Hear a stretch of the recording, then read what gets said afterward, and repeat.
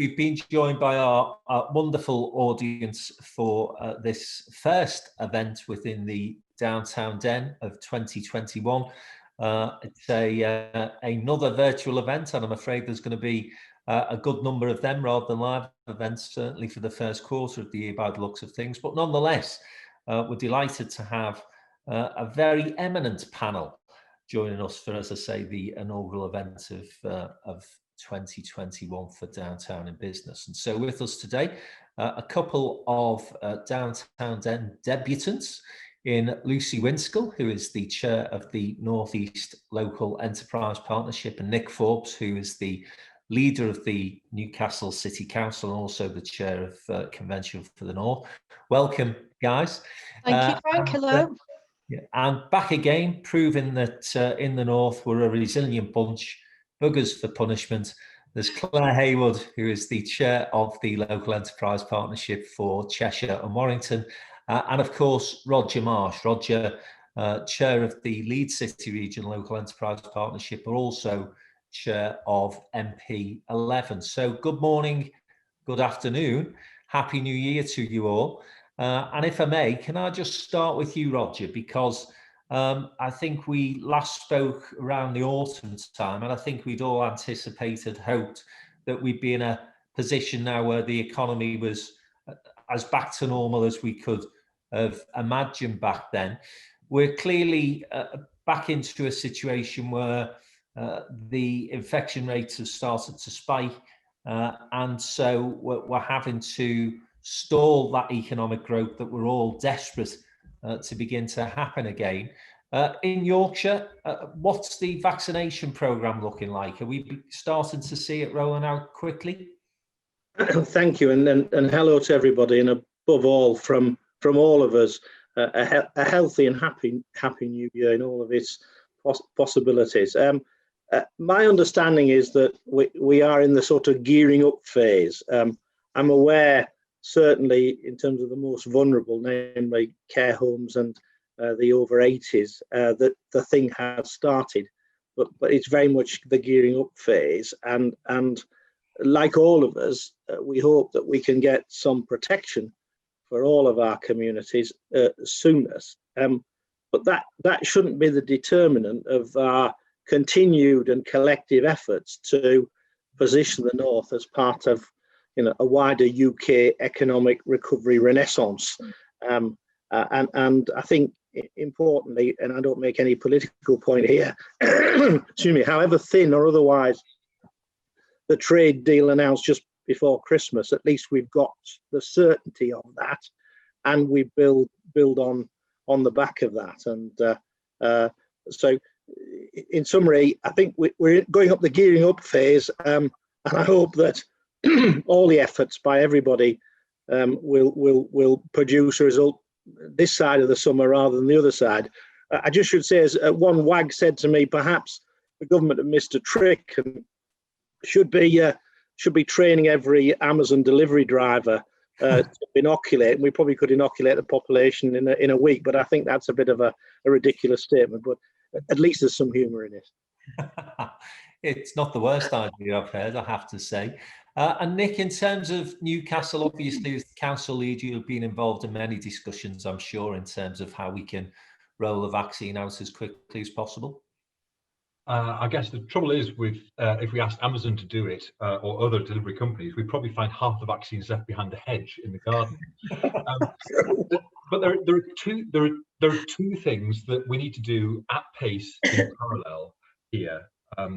The first is make sure that we've got the containment strategy of test, trace and isolate properly embedded at a local level, so that we can see exactly how, if there's an outbreak of COVID in a particular setting or a particular workplace or a school or whatever, we can move very quickly to identify it, track it down, and make sure that people self-isolate and do the right thing. And unfortunately, there are still gaps in each of those pillars of the containment strategy that we're working very hard to fix. I think one of the lessons of the whole pandemic is that a government centralised gripping approach doesn't give us the outcomes that we want in terms of supporting businesses and communities through challenging times. But in parallel to that, we absolutely need to maximise the speed of the vaccination programme. And that you'll have seen the testing centres being set up. We've now got both an NHS provider-led programme and a primary care-led programme, and that's starting to get up to speed. The biggest challenge at the moment is vaccine supply, making sure that there's a consistent supply of the vaccines to our areas. And the only thing that's constraining us from developing more centres or extending the hours is the uncertainty of the supply at the moment. I suspect that's probably going to be a temporary issue. But let's not be unrealistic about how long this is going to take. If you think about it, the NHS vaccinates 10 million people a year with the flu jab between September and December.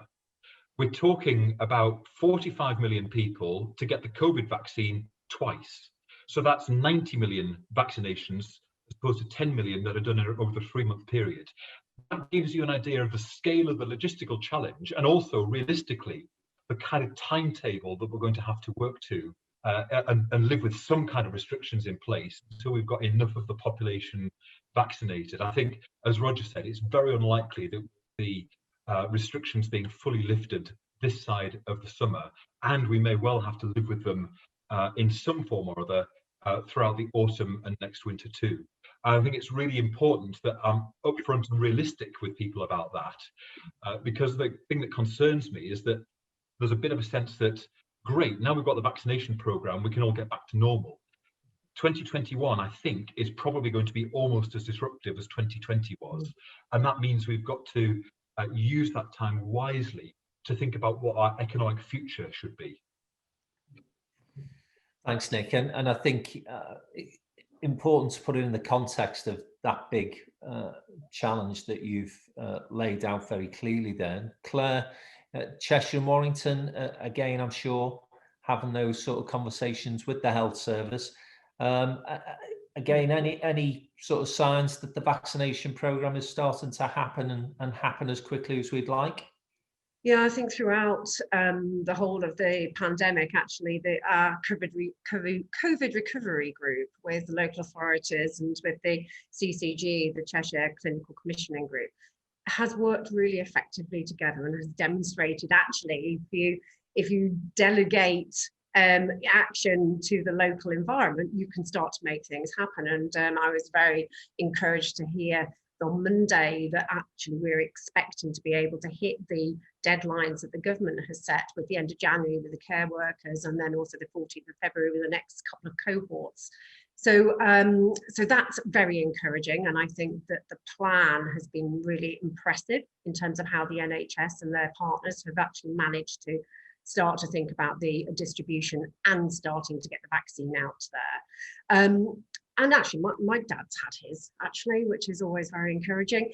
And I agree in terms of what we need to be doing now with the points that Nick made, which is we don't want blind optimism. What we want is absolute clarity, evidence, data, clear impact of what's happening in the local arena. And that is something that we have to keep on constantly asking for. And we are capable and adult enough to be able to interpret what that means for our localities. And I think that's really important.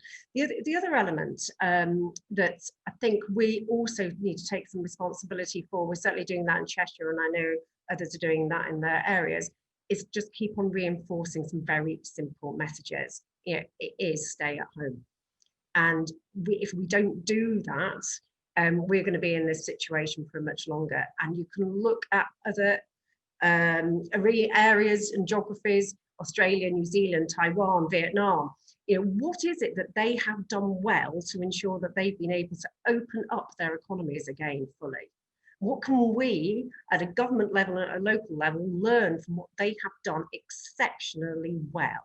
And a lot of that is about clarity of message and simple things. Doesn't need to be complex. We just need to do it well and consistently. Frank, you're mute.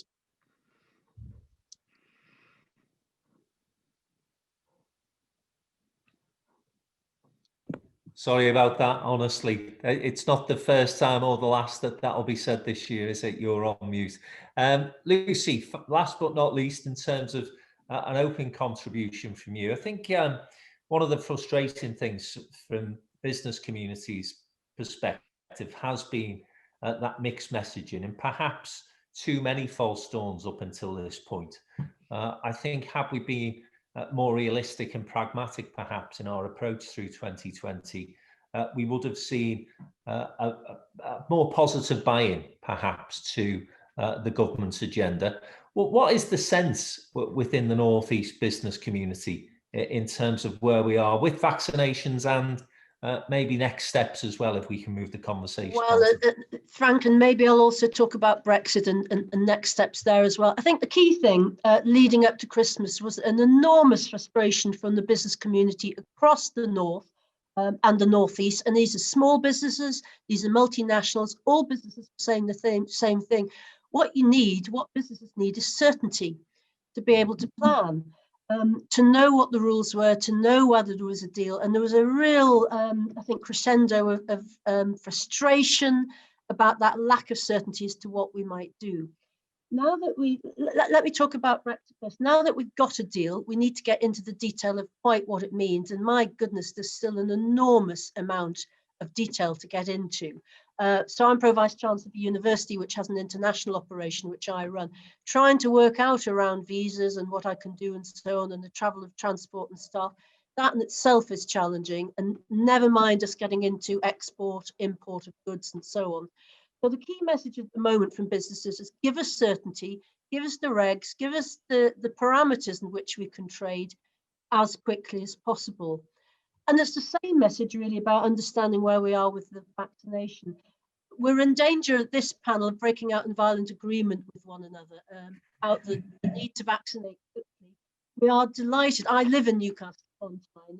Nick's mentioned it. We're delighted to have a wonderful institution called the Centre for Life. That's one of the national testing centres now. And on the local news last night, the queue of key workers all in their uniforms snaking around that big building, all appropriately distanced, was actually very heartening to see that there's some movement. But again, people need to know, when am I going to get my vaccine? Businesses need to know when their workforce is going to be able to work in a different way. And in particular, if you've got a workforce of mums and dads, where are we with schools? I, at the moment, have we have 3,000 staff in the university. It's very challenging for us to work out who can get their kids into schools. Are we key workers? Are we not key workers? Will the schools accept them?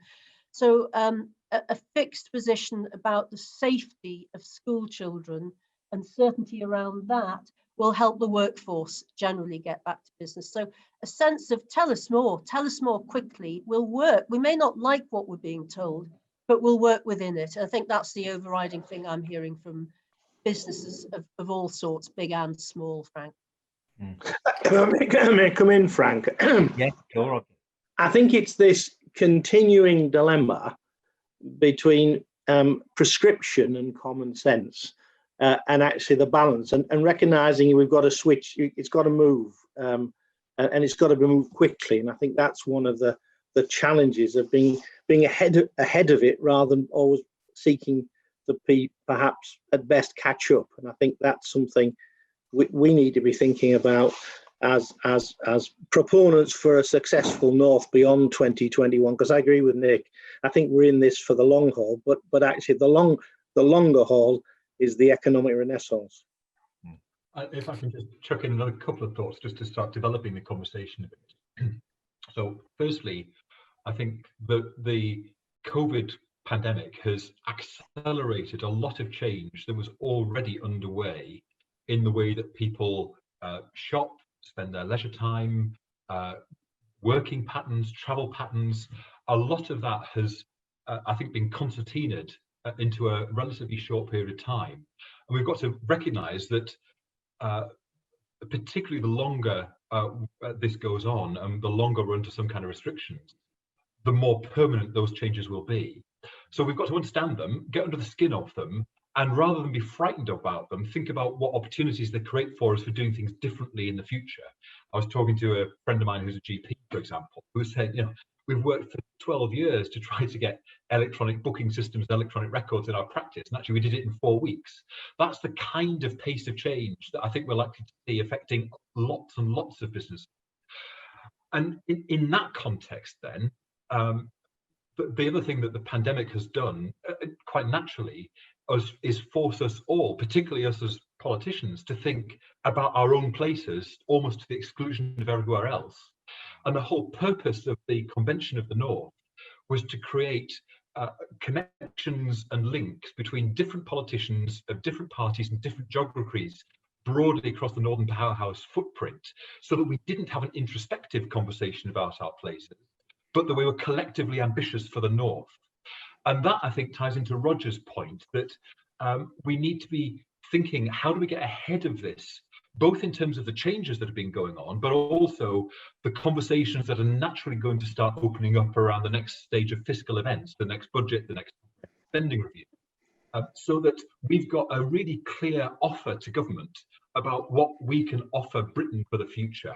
And I think that's still very much an ambitious, forward-looking, optimistic view of the North. It's very much about rapid devolution of particularly things like skills and infrastructure investment, but also, I think, really focusing on when we have major industrial sectoral strengths and being unashamedly ambitious and proud about those and really promoting them. And they are different in different patches across the North.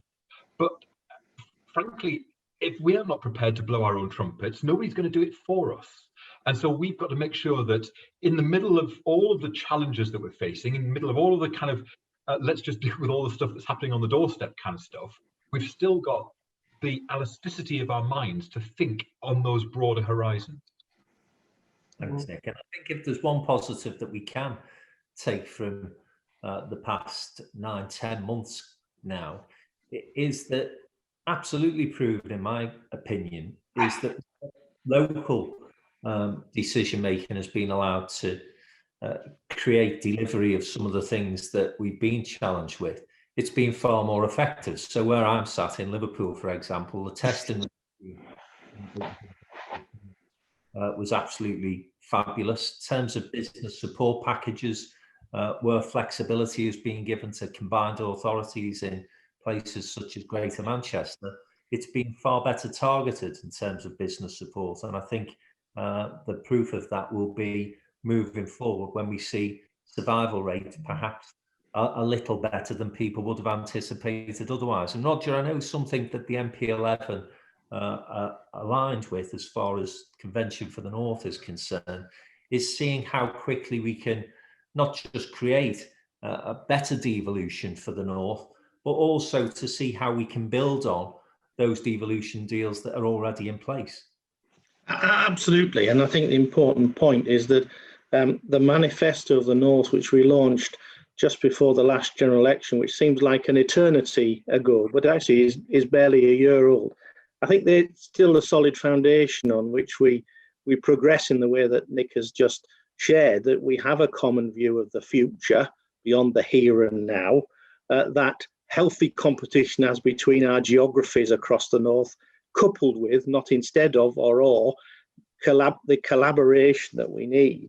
And I think it comes back to the devolution discussion, which others will come into. This isn't about somehow it's going to be given to us, or equally we have an automatic right to it. But actually, it's as businesses have done through the pandemic, we're pivoting our approach to taking charge of our own destiny for national benefit, and devolution is part of that journey. And it can't be every time a deal is done, it's with as many strings as you, almost like elastic, you can pull it back into the center, either politically or organizationally. You've got to say, look, we trust these people, they know what they're doing.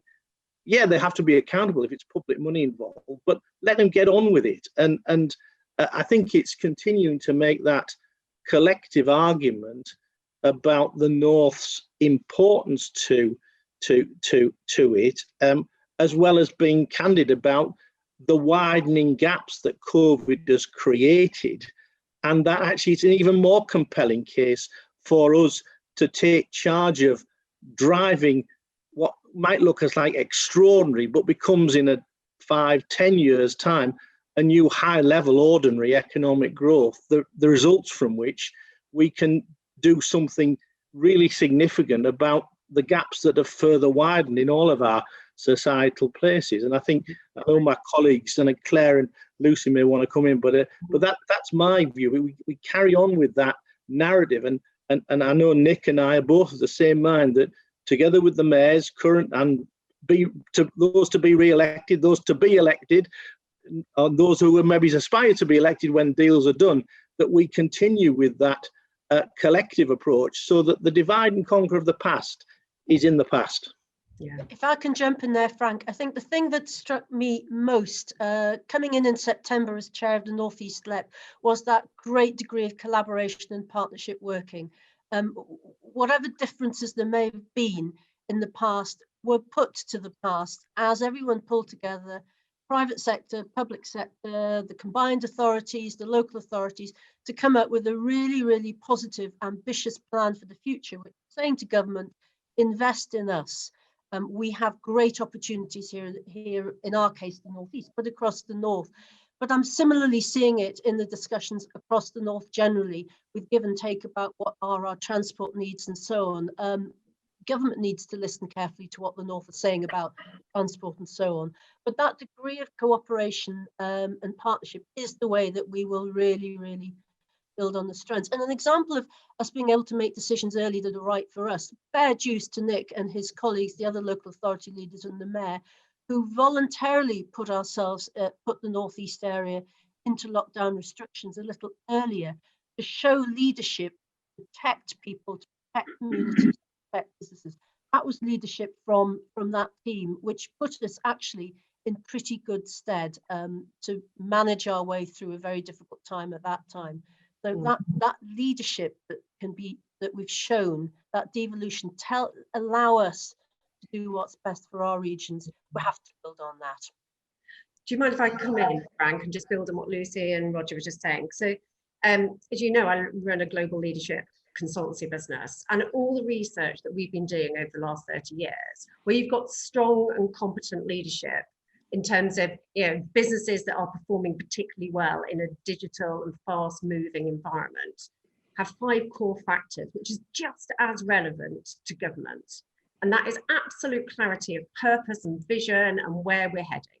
It's about having really clear principles and values. And then building on the points that have just been made, it's about being agile and being able to respond really effectively to the current context. It's about being collaborative. And the 5th one is about devolving decision making, and devolving decision making in a way that people are able to take where we're going as a country, where we're going as the North, and actually start to implement at a local level, because people know and understand the nuances and the fabric of which they're operating. And one of the fantastic things we've seen through COVID is where we have delegated, and with an understanding of the context within which we're operating, we're doing really well. And we have to trust people to be able to make the right decisions at the right level. And if you put the enablers in place, we can do that. So, we're making the right decisions about what rail we need, what infrastructure we need at a northern level. We're making the decisions about where and we should be focusing our resources and our skills and the green agenda. And what skills do I need in Cheshire versus those that you need in the Northeast? And we know how to make those decisions, but we need to be doing that in the wider context of the vision and our hope for 21 and much longer. And one of the issues that I have at the moment is planning in a very short-term window is not actually going to be beneficial to us as a country longer term. And some of these very short-term decisions that are being made in isolation. And whether we're making decisions on COVID or Brexit or infrastructure or devolution white papers, things are being delayed. And actually what we need now is to still be in a position where we're setting out a framework for people to be able to make decisions. Because otherwise each delay is going to be building on the next delay, and we won't be seeing the consequences of that for a number of years. So we do need to really try and encourage people to loosen that control. I can see that Simon is just saying, actually, what happens when people are unsure is they start to pull all those purse strings back in and take back control, being that line, we're taking back control of everything. Actually, really what we need to be doing in this situation is actually devolving and letting people make the right decisions at a local level. So it's much more coherent with what assets you have in your region, etc. Can I just make an observation? I mean, you've all described the strong partnerships that have developed and now exist across the north, and the Northern Powerhouse, I suppose, is the badge, but it's a lot more complex and I think mature in terms of those relationships. These things haven't happened since George Osborne decided we were going to have a Northern Partnership. These relationships and partnerships have been developing over a 20-25 year span now. There's a couple of things, one positive, one negative, that I spotted pre-Christmas from government. One was the seemingly ripping up of the Green Book, what's known as the Green Book approach to investment, which in the past has badly served the north, and perhaps you guys want to comment on that, because as I say, I see that as a positive. But the negative, and again, people in the positions that you're in, I hope will be raising this at the appropriate level, was Rishi Sunak announcing a £4.5 billion, I think he described it as a level enough fund. But it seemed to me as though we were going back to that beauty contest type of initiative, where people have to bid for projects in their own areas. With that comes a lack of coordination, no joined up thinking, and forgive my cynicism, but perhaps a tendency for the government to look at constituencies where they have small majorities, and they're looking to allow their MPs to stand in front of shiny new projects that are not going to have much value. So a positive and a negative for me from government. I don't know who wants to comment on that observation first. I might say something, Frank, just about the 4 billion. If you think that the North East Recovery and Response Plan, with some bold, good ambitions, total 2.8 billion for the North East, 4 billion for the nation, my goodness, not much there to play with. So I think there's real concern about that. And as you say, you've rightly identified, what are we going to put forward? It runs the risk of pitting us against region versus region, and worse within that. So yeah, concerns. Green Book, opportunity, let's get on with it. Let's really feed into government how we can make it work better for us and trade. Agreed. I think, Frank, if I could come in, I think Lucy makes a very powerful point, but it should be set in the context of pre-COVID, the underperformance of the North, which is because of underinvestment. And this is not about North-South, but underinvestment, whether deliberate or otherwise. The inconvenient truth is it's underinvestment, whether it be in infrastructure or otherwise, was costing the rest of the UK £1 billion a week. That underperformance, that's pre-COVID. Well, it certainly won't have gone down. So we need to look at the size of the prize and then proportion the size of the investments that we're able to afford. And so I do think that the idea of a fund where we will all have to not unhealthily compete is a further example of head office knows best. Well, I'm sorry to say the head office doesn't know best. It knows some things, but it doesn't know best. And we in the North need to not have that battle about, well, we know better than you, but actually just keep presenting, as Nick has said, and I will continue to say, this is our extraordinary offer, but it comes with these level of asks.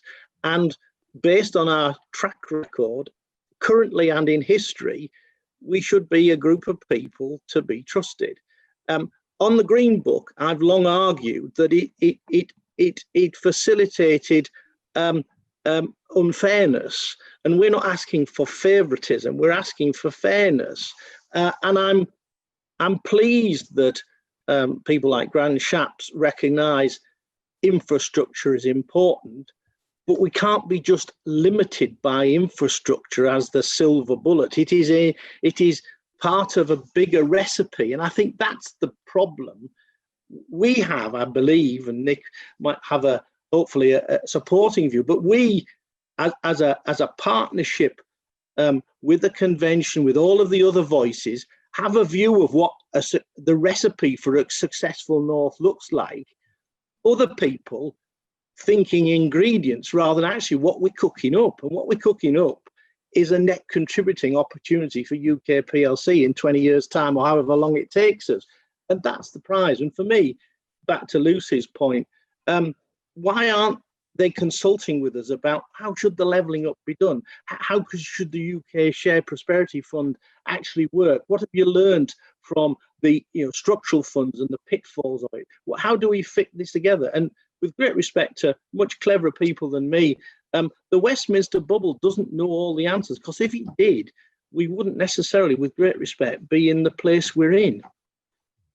Yeah, I wouldn't assume they're much cleverer than you just because they're in that Westminster bubble, Roger. Not my experience of working down there, as I have done for a number of years. Nick, can I just also, in terms of asking you to comment on both that £4.5 billion fund and the Green Book change, also, I wonder whether there will be a greater appetite for devolution in terms of the Prime Minister's grapple that he's going to have with Scotland pushing for independence. And of course, you're closer to the border than we are in the Northwest. So I wonder if you could comment on that as well. Well, if you were watching the BBC yesterday, they more or less made Newcastle a suburb of Gretna Green on their map, which was, I have to say, an unusual and unexpected development for us. Let me touch on a couple of things here. So, firstly, I think every government goes through a learning process in how to get things done. And while this isn't a new government politically, it's a new government in every other sense, in terms of personnel, ideology, and so on. And it's not uncommon for new governments to think that the way to get things done in the first few years is to grip everything from the centre. And as they develop in terms of time and maturity, they tend to get a much better understanding that actually you get more done by letting go and then empowering others. It just so happens that that learning point in this government cycle has coincided with the COVID crisis. And so we've seen, I think, a lot of failures of government by trying to control and grip things from the centre rather than let go. We've seen it over shielding, we've seen it over PPE, we've seen it over the test and trace programme, we've seen it over the vaccination programme. Lots of examples where actually a regional or a localised approach, I think, would have delivered better outcomes. And I think from an economic point of view, that's a point that we've got to keep hammering home, that you get better outcomes economically if you have a stronger connection between local vision, local leadership, and local partnership. It's Roger's point, really, you can't run everything from the head office. And so I think that is a very powerful rationale for why the devolution agenda, even though it feels like politically it's gone off the boil a bit, actually, I think is absolutely crucial for our economic fortunes in the future. And if I can just touch on the both a tension and an inconsistency in the government approach. Firstly, the tension. I talked about the changes that have been going on throughout the COVID crisis. And yet the government still appears wedded to a very old-fashioned definition of infrastructure investment, rather than, I would argue, a more modern understanding of infrastructure, whether that's digital, ultra-fast broadband, skills, enabling people, those kind of things. I would argue that's the kind of infrastructure investment that we need for the 21st century, not the 20th century. And I think that's an unresolved tension in government, because, of course, as you pointed out, Frank, it's much harder to cut the ribbon and wear a hard hat for the opening of a broadband cable being installed. And then the inconsistency is, yes, the Green Book did dismantle those Treasury rules about basically economic growth, creating further economic growth, and created the opportunity for a levelling up agenda. But we haven't seen that followed through in the way that government have then deployed the resources that they've made available through the last budget. And if you think back to the Transforming Cities Fund, for example, 50% of that was passported directly to areas with combined authorities for local determination and prioritisation. All of that has stopped. And we're back into, as somebody said, a beauty parade. And a beauty parade, I would add, but limits the amount you bid for to 20 million and excludes cities. And frankly, any government which excludes the major cities of the north from the economic future of the country is missing a huge opportunity, because cities are still the biggest drivers of growth. And in our analysis as the 10 core cities, the 10 biggest cities outside of London, if we were to perform at the UK average, we would add £16.5 billion to the national economy. That's the equivalent, probably, of the economy of Sweden being added to UK GDP. So, this isn't a sort of, is there Conservative or Labour representation in towns or cities? And my worry is that's partly the lens that the current government sees things through. It's quite a political and ideological government in that sense. But actually, I think there are really profound economic opportunities. And if we don't seize them, economic failures to not invest in our cities at scale and at pace. Thanks, Nick. I'm just conscious that we've probably got about 15 minutes left, and we've been, I'm pleased to say, generating quite a lot of comments and a number of questions in the chat room. I think some of the points that have been made there have been covered in the conversation. But just let me move to one of the questions, which is from Jim Hancock, asking about the investment into Northern Power Rail and HS2, and suggesting that because of the changes that I suppose Nick mentioned earlier in the conversation, that society is moving towards a greener society, more working from home, perhaps, certainly a shift in terms of the way in which we do retail. Is there, do you think, and Roger, I'll come to you on this because I know you've been a big advocate of both of those projects. You still see that as being a priority for us here in the north? I think connectivity of our great cities, the intercity as well as the intra-regional, is still a key enabler for decades, if not half centuries to come. So we shouldn't make decisions based on the short term here and now, whilst I do think we will have changed our working patterns. But I think the more important, bigger question is post Brexit in all of its facets and all of the other deals that we've done rolled over otherwise, our aspiration to be a global trading nation shouldn't be limited by whether we do or don't need to get around between me here in Leeds and Clare over in Cheshire. It should be about the ability to move goods, services and people around our country that is equal to those people that we are in competition with. And I make my point by looking further into the future than the here and now. I was surprised to learn, having just before Christmas concluded a free trade arrangement with Mexico, that in a generation, the OECD believe that Mexico will be the 10th largest economy in the world. Now, if you'd asked me, where would I focus my inward investment efforts on? I wouldn't have thought of Mexico top of my list, but I'm thinking about it now, and I know others will similarly. And I think knowing that we are close, perhaps during the first half of this year, to accede to what's called the CPTPP, the Comprehensive and Progressive Trans-Pacific Partnership, or put another way, the third largest free trade area in the world. And we have already done deals with 7 of the 11 members. To become part of that, again, I think reinforces the fact that we must think and act and invest in what we want to be, a globally significant trading nation that's positioned accordingly. Now, the counter to that, of course, is all about affordability. What can you afford? How do you square it up between borrowing even more money? But, you know, I remember when in 2007-8, public sector borrowing was £500 billion, not 4 times the figure in 2021.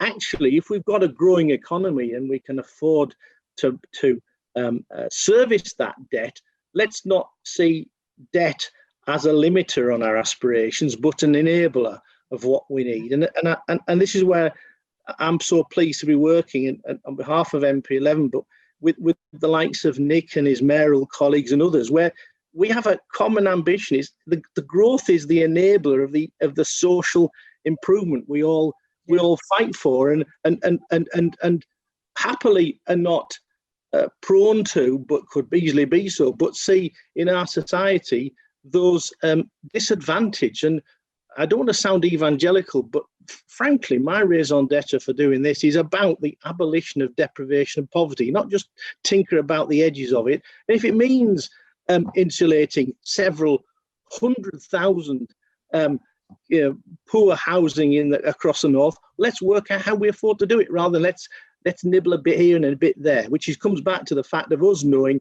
what we need to do in what order. We can't fix all of deprivation in one go, but if fuel poverty is one of the big ones, let's crack it. And if skill upgrading is the next one, or otherwise, let's crack it, rather than saying, let's have a go at all of them at once, because we'll get nowhere fast.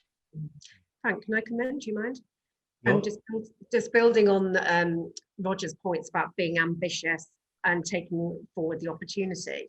In Cheshire and Warrington, I know this is across the north as well.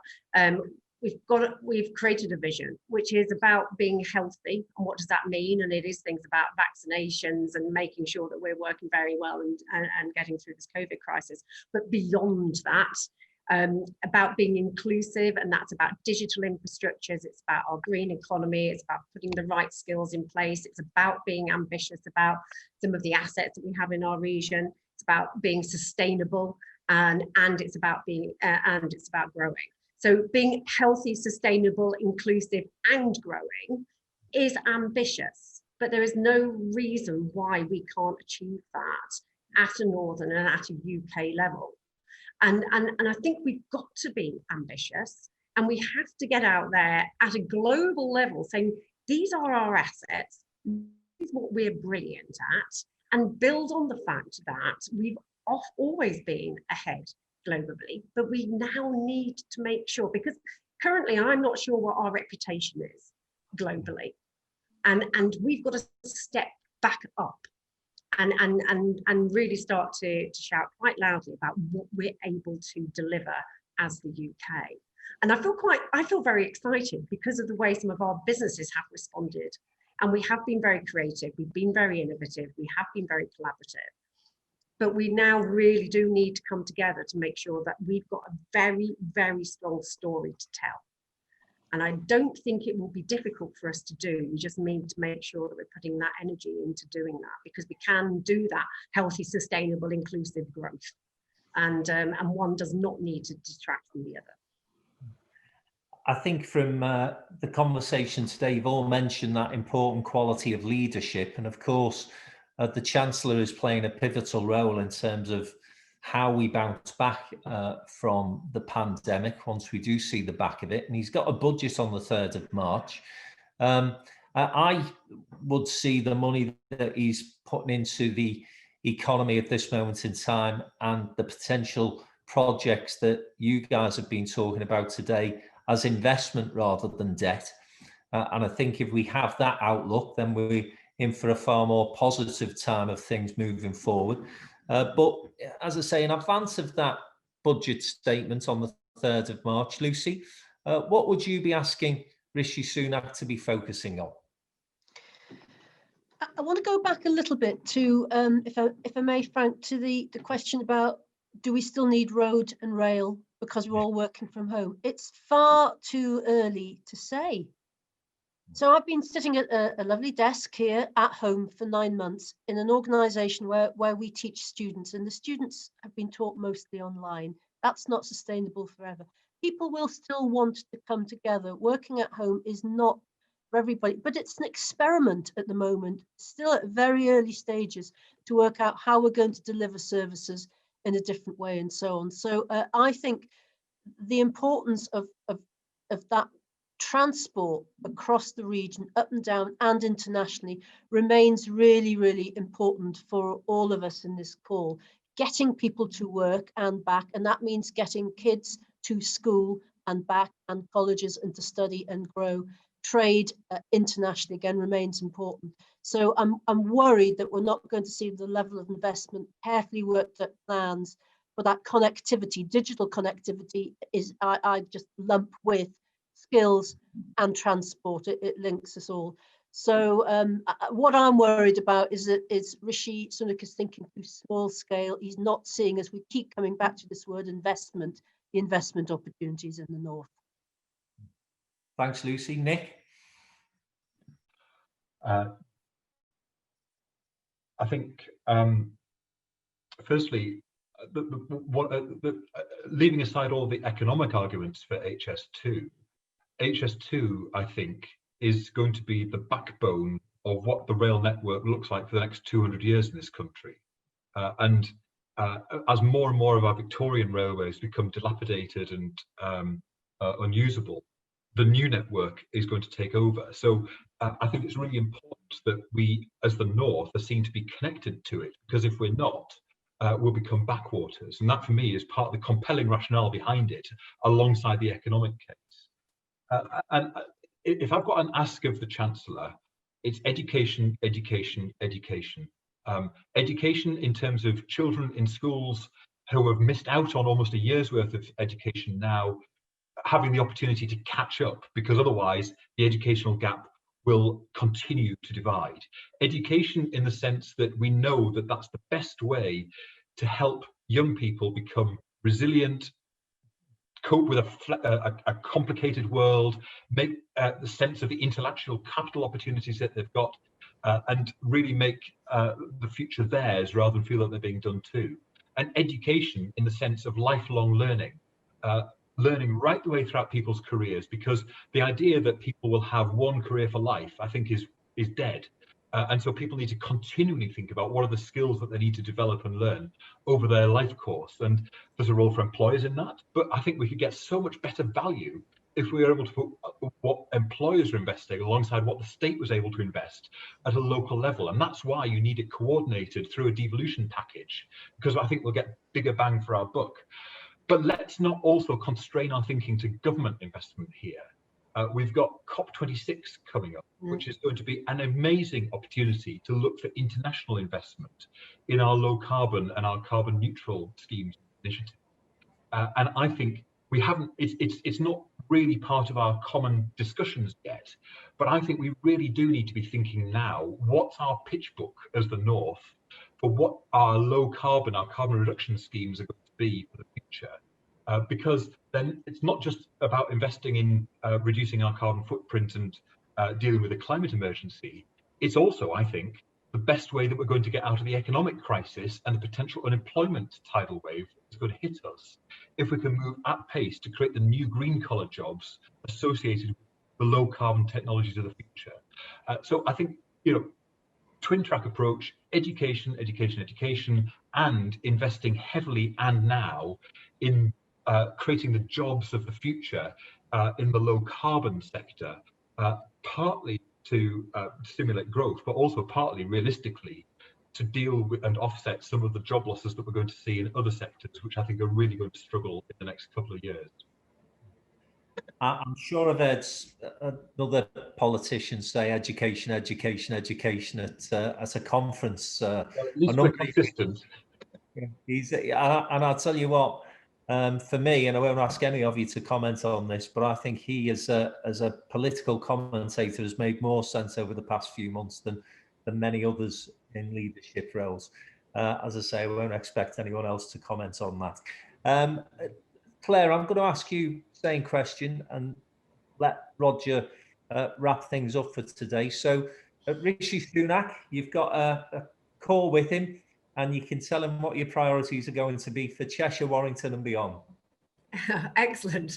So I think in the first instance, I'd be asking him to be thinking about how do we ensure that the UK and the North is globally attractive to invest here, to global businesses, to make sure we are as attractive as possible. So there'll be a number of elements we need to be putting in place for that to happen, whether that is about making the most of some of our new trade deals, looking at other incentives, but we have to be globally attractive to be able to move and recover from where we are right now. Secondly, I agree very much with Nick. I would be talking to him about the employer-led skills gap that we have, and with that, making the most of our understanding. I think there's still a need to understand what the green jobs opportunities are, and making sure that we're really clear about the skills that we need for that. And also we have other areas where we know there are skills gaps. So that employer-led conversation about the skills gap is the other piece. So for me, really, I would hone in on two elements, and that is thinking very creatively, look outside. You know, we've become very insular, and I would be encouraging him to be thinking globally. Let's get out there, let's understand those markets that are doing this well, and let's learn from that, and then making the UK attractive. And secondly, an employer-led skills policy, making sure that we're taking into consideration the green opportunities that we have. Thanks, Claire. And Roger? Thank you. And I guess I'm going to sort of jog back to go forward. It only seems like yesterday we were thinking about the Northern Powerhouse Independent Economic Review and what were our prime capabilities. And it's 5 years ago, but actually, you know, health innovation, kind of timely, I think, advanced manufacturing, clean growth, and the digital economy. Those are our exceptional strengths for national benefit. And I'd be looking to understand, in addition to the points made by my other colleagues, what is the investment appetite for those things? Because those things will not only contribute to the North, but also the nation, as part of my point about being even more important as a global trading country. I think the other thing is about, and Lucy touched on it, leadership, but execution. You know, I think the partnership we've developed at NP11 with the convention, in our geographies, with all of the people who have, as I said, that who want to achieve collective impact. It's about execution, and with great respect to head office, trust those who've already executed. It's not like you're taking a chance on us. You know, if I think about what local authorities have done with the support of LEPs to distribute many millions, if not billions, of public sector support in the right way, etc., etc., etc. And so execution for me is key. And I'll finish something I read which rather struck me. And he was quite a good entrepreneur, a fellow called Henry Ford. And I know you could have it any colour but black, as long as it's black. But Henry Ford said the following: vision without execution is just hallucination. Well, the one thing that we are not doing in the North is hallucinating. We understand about fairness, we understand about getting on with the job. And I think, if I may say, and I hope Nick would agree with me, the manifesto is still the foundation. We want to build further on it. Yes, we've got to deal with the fact that actually we've accelerated the skills gaps, etc., etc. But for me, it is about the investment in those exceptional areas where we can deliver not only national benefit, but actually international recognition, and perhaps in markets we haven't really thought about until hitherto. And on that positive note, can I thank you all for your contribution this afternoon. It's been really fascinating listening to Lucy, Nick, Roger and Claire give their thoughts. And I think a realistic positivity has emanated from the conversation today. And I do thank you for that. I know lots of businesses listening in will have taken some heart from the messages that you're giving today, but clearly much work to do. And listen, our audience today, made up of Northern business leaders, a plea from me: get behind the Northern Powerhouse project, get behind the partnerships within your various regions, because we certainly at Downtown and Business committed to seeing devolution rolled out, improved, because final point Roger made there, it's been proven, no question, if it's about delivery, then the more local and the more devolved you can get that delivery, the better. Thanks, guys. Great to see you all today, and hopefully see you all in face-to-face situations in the not future. Yeah, fingers crossed, guys. Thanks very much for your time.